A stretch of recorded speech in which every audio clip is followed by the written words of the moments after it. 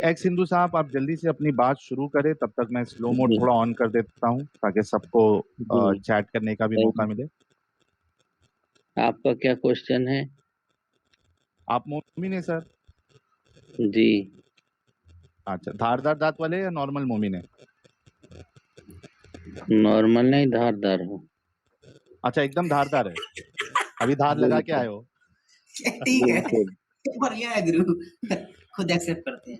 ठीक है ये अच्छा लगा, लेकिन मुगैम को हाँ खुश ये हुआ, इनकी ये सच्चाई ये। मुनाफिक, ये देखो साहिल भाई, ये मुनाफिक नहीं है, ये खुल करके आ गए कि हम हैं, छुप कर नहीं। हाँ। हम करेंगे तो करेंगे, हमको मारना है। साहिल तू साहिल मिल, मैं तेरी गर्दन उड़ा दूंगा, ये खुल कर। ओके। अच्छा, एक्स हिंदू साहब, ये बताइए कि आपके हिसाब से मुर्तदों को जीने का हक है या नहीं है, नॉर्मल जिंदगी गुजारने का? मैं एक क्वेश्चन कर रहा हूँ, आप उसका नहीं जवाब अरे यार, दीजिएगा सब फिर हर मैं कोई बोलूंगा। यार ये क्या पागलपन है मोमिनों का। सवाल मैं करता हूँ, हाँ, बोलते मैं क्वेश्चन करता हूँ। क्या है ये एक्स कोई हिंदू साहब? देशद्रोह हो, अगर वो सब कोई सब बोलना देशद्रोह आप। हो सुनो सुनो, तो उसके देशद्रोह। खिलाफ क्या सजा होनी चाहिए? एक्स हिंदू साहब, एक्स हिंदू साहब, देशद्रोह सब एग्जाम्पल देना, कोई मुश्किल नहीं। पहले ये बताओ कि मुर्तदों को जीने का हक है या नहीं है। ये देखो, जैसा ये डॉक्टर सैयद नहीं, आतिफा नाज मैडम जो है कह रही नो दे डोंट हैव, मतलब उनको तो हक नहीं है। डॉक्टर सैयद आतिफा नाज साहब, आप पहली फुर्सत में स्ट्रीम ज्वाइन करें, क्योंकि आपसे गुफ्तगू करने की हम दिली तमन्ना रखते हैं। आप डॉक्टर भी है और डॉक्टर आप पे शोभा नहीं दे रहा है ये वर्ड, लेकिन आप फिर भी आप जुड़िएगा, आपसे इज्जत और एहतराम से बात की जाएगी। स्पेशल रिक्वेस्ट है आपको, डॉक्टर साहिबा, रिक्वेस्ट है आपको, स्ट्रीम ज्वाइन करके अपनी बातें रखें। हाँ एक्स सिंधु साहब, जीने का हक है या नहीं है? जी, देशद्रोह को जीने का हक है या नहीं, पहले बताइए। मेरे भाई, ये नहीं सवाल नहीं, का जवाब आप क्यों नहीं देते? नहीं दूंगा ना, पहले हाँ दे बताइए ना। दो पहले, हक है या नहीं है? नहीं है तो बोलो ना यार, नहीं देश है। देशद्रोह ये को जलेबी हक है क्यों या बनाते नहीं? हो? वो सब आप जलेबी नहीं है, पूछना, पहले ये बोलो कि जीने का हक है या नहीं है। तो चलो भाई, खामोशी से हाँ सुनो, हाँ। खामोशी से सुनो, बोलना हम्म। नहीं। जिस ओके। तरह देशद्रोह को सजा दी जाती है, हम्म। क्यों सजा दी जाती है? इसलिए कि जो देशद्रोह होता है वो देश के खिलाफ गद्दारी करता है, तो हम्म। जिसकी वजह से देश के लोगों को तकलीफ होती है। तो हम्म। इस वजह से हर मुल्क का कानून है कि कोई अगर देश के खिलाफ जाएगा तो उसको सजा दी जाएगी। मार ठीक देते? है, जो भी सजा हो, नहीं नहीं, कभी मार देते फांसी हैं। भी जरूरत पड़े तो फांसी भी दी जाएगी, ऐसी बात नहीं है। अच्छा, इसकी इसी मैं आपसे तरह दलील मांगूंगा। सुनो मेरी बात, दलील दूंगा इसकी मैं दूंगा आपसे, दूंगा, अरे मेरी दलील बात दूंगा, सुनो। चुपचाप से इसकी सुन आपसे लीजिए ना। दलील दूंगा, उसके बाद ठीक है, देशद्रोह से अभी आप मुर्तद के ऊपर आइए। हाँ, हम मुर्तद का मुर्तद क्या है? पर, तो इसी तरह अगर कोई मुर्तद हो जाता है और वो फिर उस धर्म के खिलाफ बोलता है, जैसे आप लोग बोल रहे हैं, तो हम्म। इस धर्म के लोगों को बड़ी तकलीफ होती है, हम्म। तो इसीलिए उनको भी सजा दी जाती है। हम्म। एक धर्मद्रोह की सजा भी गद्दारी की सजा है, क्योंकि हम्म। एक आदमी की वजह से पूरे देश, पूरे मजहब के लोगों को, आप जैसे एक आदमी हमारे हिंदुस्तान की गद्दारी की तो 120 करोड़ लोगों के खिलाफ हो गया, तो हम्म। उसकी वजह से तो 120 करोड़ लोगों को तकलीफ देना सही नहीं है ना, इसलिए हम्म। उसी को सजा दी जाती है। इसी इस तरह वजह से आपने अगर मुर्तद को। धर्मद्रोह किया तो हम्म। आपकी वजह से 200 करोड़ लोगों को तकलीफ हुई, तो तो इसकी वजह से आपको भी सजा दी जाएगी, नहीं पहुंची नहीं नहीं? होगी, नहीं, आपको पेश करना है, आपको पेश करना है। ये अजम्पशन से हम आपकी बात नहीं मानेंगे। आपने पेश करना है कि सिर्फ मुर्तद होने पे सजा नहीं है, बल्कि उसके खिलाफ बोलने पर। ये आपको साबित करना पड़ेगा, आपको हदीस पेश करना पड़ेगा। तो और फिर मैं ये तो तुम्हारे 300 लोगों इमाम, को अभी पेश सुनो, कर दिया। तुम्हारे इमाम अबू हनीफा, तुम्हारे इमाम शाफई, तुम्हारे इमाम मालिक, तुम्हारे इमाम इब्ने हम्बल जो है, इन सब ने क्या ये कायदा बताया कि मुर्तद जो है वो खिलाफ बोलेगा तो ही उसको सजा दी जाएगी? वो पेश करें। अरे भाई, तब पता चलेगा कि ये खिलाफ बोल रहा है, जब वो मुर्तद होना जाहिर करेगा तब ना, उससे तो पहले मुर्तद सजा ही होना नहीं दी जाहिर जाएगी। करना भी आपके नजदीक, जो मुर्तद होना जाहिर कर दे वो भी इस्लाम के खिलाफ बोल रहा है ना? यही तो मैं सवाल किया था आपसे। बिल्कुल इस्लाम के खिलाफ बोल रहा, देखो गाइस, वो बोलेगा कि मोहम्मद को मतलब नहीं ठीक है, मानता। अभी तो रुक जाओ, अभी रुक जाओ। देखा, ये इनके मुंह से मैं निकलवाना चाह रहा था और इन्होंने बोल दिया। यानी इनके नजदीक एक इंसान इस्लाम छोड़ के वो अपने दिल में दबा के रखे, मतलब उसको किसी को मालूम नहीं, लेकिन उसने जैसा सिर्फ इतना बोला कि मैं मुर्तद हो गया हूं, मैंने इस्लाम छोड़ दिया, मुझे ये सही नहीं लग रहा, मेरे नजदीक ये सच्चा मजहब नहीं है, उसने इस्लाम के खिलाफ बोला और उसको मार दिया जाएगा। ये है इस्लाम, ये है फ्रीडम ऑफ रिलीजन इस्लाम में। इतना प्यारा मजहब है जिसमें इंसानों की जान की कदर ही नहीं है। One way traffic, one way road, one way road, ये हकीकत है इस्लाम की। क्या बोलते हो अली भाई? मैं अपना थोड़ा सा आपको ना पर्सनल एक्सपीरियंस बताना चाहता हूँ कि आपको पता है फौज की बड़ी एग्जांपल ये लोग देते हैं ऑल दैट। उसकी मेरे ख्याल से वजह ये साहिल भाई कि इन्होंने कभी किसी मौलवी ने ना खुद फौज में सर्व नहीं किया। अगर इन्होंने खुद फौज में सर्व किया हो तो उन्हें एक्चुअली पता हो कि ये बोल क्या रहे हैं। हाँ। वरना इनको ये पता ही नहीं है कि क्या बोल रहे हैं। फौज में चाहे इंडियन आर्मी हो, मैं यूएस आर्मी का बताता हूँ आपको। रशिया और अमेरिका दुश्मन है, सही है। हाँ।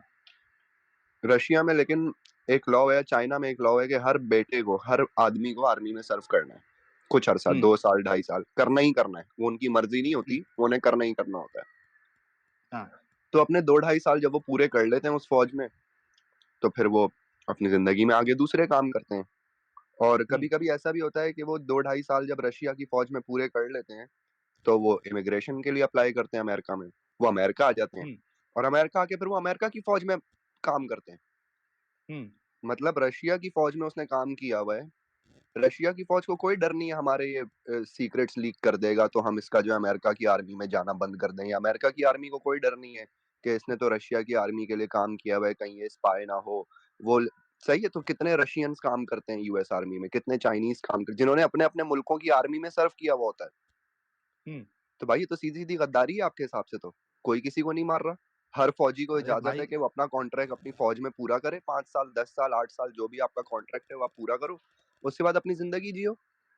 कोई फौज आपको इनके बांध के हिसाब थोड़ी रख से लेती है। इनके हिसाब से आप देखो कि अक्षय कुमार जो है उन्होंने कैनेडियन सिटीजनशिप ली है ना जी। हाँ, तो इनके हिसाब से उन्होंने देश की गद्दारी की है। अक्षय कुमार जो है वो कत्ल के हकदार है, उनको कत्ल कर देना चाहिए इनके लॉजिक के हिसाब से। बिल्कुल कत्ल नहीं किया गया, मेरा सवाल उस पे है जिसको कत्ल किया गया, इस पे आप क्या करोगे? इसको क्यों मार दिया गया दोनों सिर्फ इस्लाम हदीसें छोड़ने सामने पे? रहेगी ना, दोनों इसका हदीसें क्या सामने करूं? ये रखकर उलमा इंसान को मसाइल निकालते इंसाफ हैं। कौन दिलाएगा? ये इंसान को इंसाफ कौन दिलाएगा? देखो इस हदीस में जो है, इस हदीस हाँ। में जरूर इतनी बात होगी जो क्या? फुकाहा ने देखा है कि उमास कहाँ है? इब्न जबल रज़ियल्लाहु अन्हु ने जिसको कहाँ कत्ल है? किया था, वो कहाँ है? फुकाहा की नजर में होगी, वो हदीस हम तक नहीं पहुंची नहीं नहीं। होगी नहीं, आपको पेश करना है, आपको पेश करना है। ये अजम्पशन से हम आपकी बात नहीं मानेंगे। आपने पेश करना है कि सिर्फ मुर्तद होने पे सजा नहीं है बल्कि उसके खिलाफ बोलने पर। ये आपको साबित करना पड़ेगा, आपको हदीस पेश करना पड़ेगा। तो और फिर मैं ये तो तुम्हारे 300 लोगों इमाम, की हदीस पेश सुनो, कर दिया। तुम्हारे इमाम अबू हनीफा, तुम्हारे इमाम शाफई, तुम्हारे इमाम मालिक, तुम्हारे इमाम इब्ने हम्बल जो है, इन सब ने क्या ये कायदा बताया कि मुर्तद जो है वो खिलाफ बोलेगा तो ही उसको सजा दी जाएगी? वो पेश करो। अरे भाई तब पता चलेगा कि ये खिलाफ बोल रहा है, जब वो मुर्तद होना जाहिर करेगा तब ना, उससे तो पहले मुर्तद सजा ही होना नहीं दी जाहिर जाएगी। करना भी आपके नजदीक, जो मुर्तद होना जाहिर कर दे वो भी इस्लाम के खिलाफ बोल रहा है ना? यही तो मैं सवाल किया था आपसे। बिल्कुल इस्लाम के खिलाफ बोल रहा है।